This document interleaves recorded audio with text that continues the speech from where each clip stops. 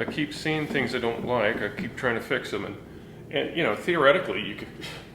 There are times I get to the end of a painting and I think I could literally just work on this for another 3 or 4 weeks, just nitpicking. Will I make it better, or am I just going to make it more? Am I just being more anal retentive? I mean, more detail doesn't necessarily make for a better painting. More stuff in a painting doesn't necessarily make it better. So you have to ask yourself, is what I'm doing bettering this or just complicating it? Because if it's just complicating it, stop. You can make a very simple painting good. It doesn't have to have, garbage flying around like all these movie posters I see lately. Doesn't make it. I mean, sure, it adds some movement to it and but if everybody does it, I've seen movie posters that I've looked at and gone, I don't know what this movie's about. I have no idea, but it looks like there's some movement. It looks exciting. I have no clue what this is about. It looks like a million other movie posters I've seen.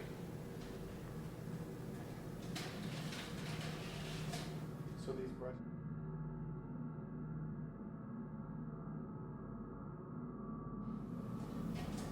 I'm just trying to cover these. There's some white spots I'm trying to cover up.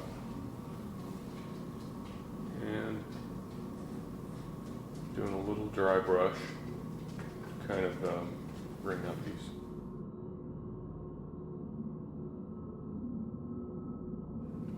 All right,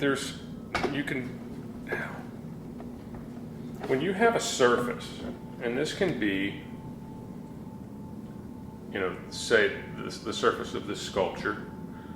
We'll just talk about this one. I mean, you can do the same thing on a painting, but for this, you've got mountains and valleys.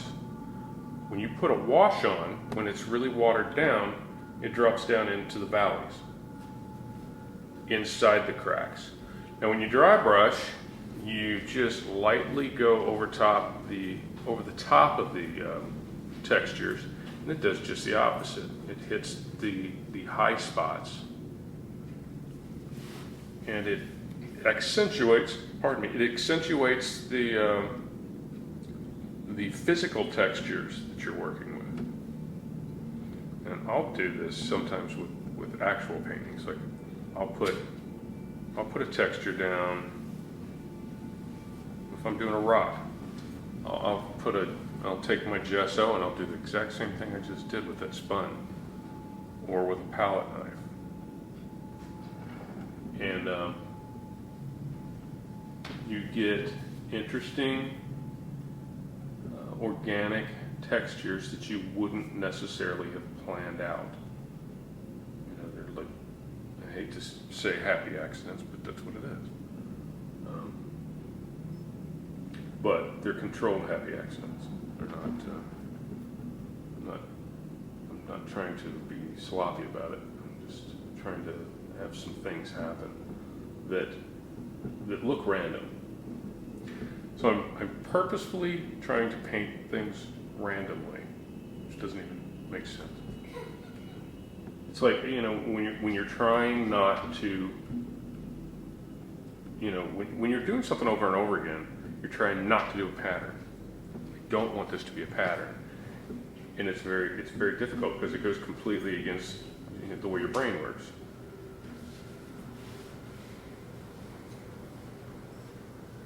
I'm going to. I'm liking where it's going a little bit more than I did earlier. I thought I had ruined it or something.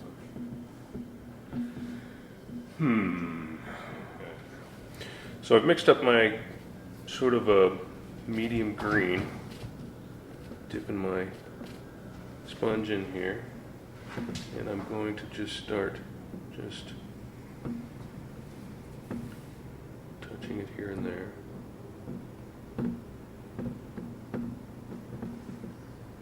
And you got to keep turning it so you don't.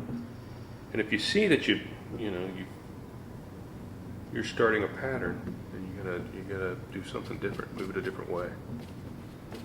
And I try not to turn it until I lift it back off. Otherwise, you're going to get like a circular smudge on it, and that's not the look I'm going for. Okay, the reason the lid is on is so that these patterns will continue on.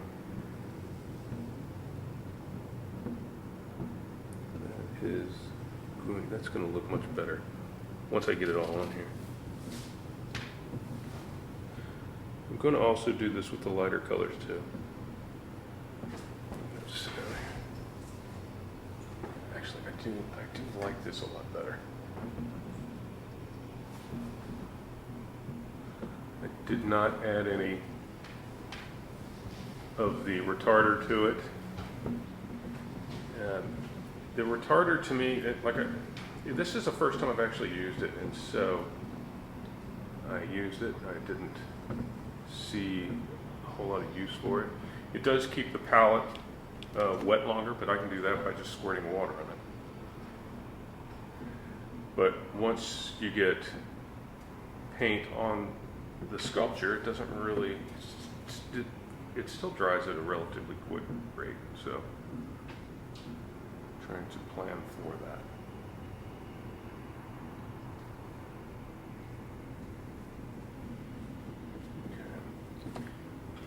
Yeah, that's gonna look much better.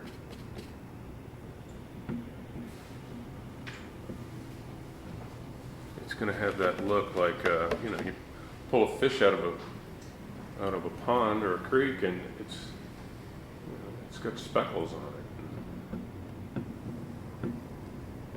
And that is kind of what I'm going for.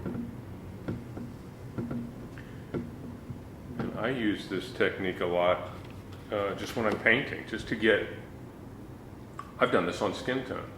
I do this a lot when I'm painting, say, an old man with he's not even whiskered. It's just that once you get older, there are imperfections in the skin that weren't there when you were younger. And it gives just a little hint of that.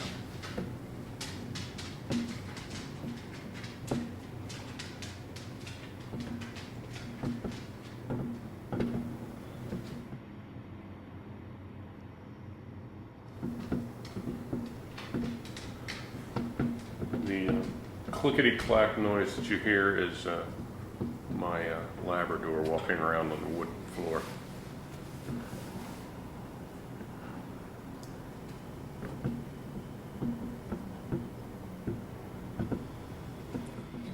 Okay, take this off so I can pick it up. I'm gonna not seeing this anymore.